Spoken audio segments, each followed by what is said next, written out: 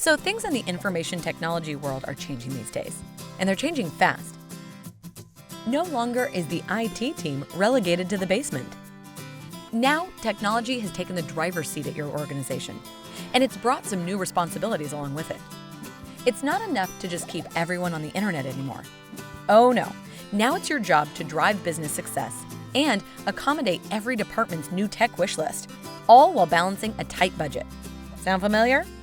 Seriously, how are you supposed to do all that and still maintain a tight budget? It's enough to make your head spin.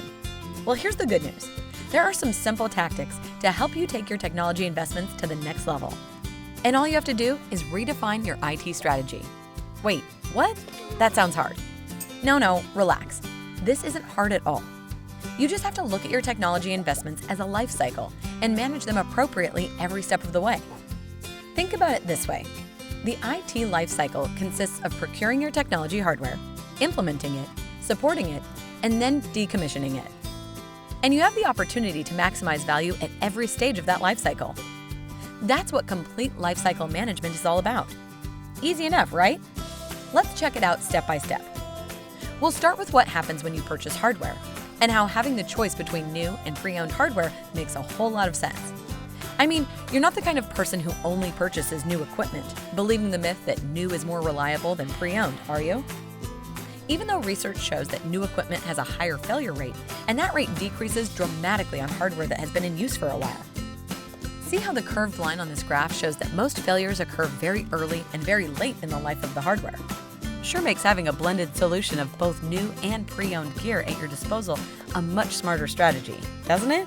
Like a big smiley face for your technology investment. So once you've made the smart decision to blend your hardware investment, the next step in maximizing value is to use a services partner to help you implement and maintain it.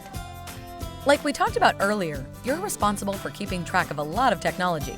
There's no need for you and your team to figure out the complexities of every little thing.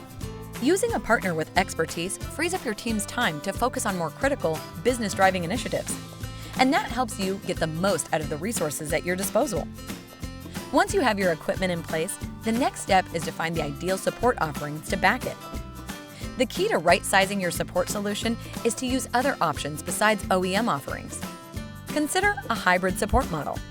That's where you use a combination of OEM support, third-party maintenance, and a spares program to provide coverage for your technology infrastructure. You have options. An investment in the hybrid support model is an investment in your own independence. Your value lifecycle journey comes full circle when you maximize ROI on the technology you already have. But it's not enough to just sell your gear to any random buyer and assume it all worked out well for you. When decommissioning and selling back your used technology, you must find a partner that not only provides maximum value, but also protects your critical assets. Do that and you're cooking with gas. So there you have it. Easy peasy, right? Put it all together and that's IT lifecycle management.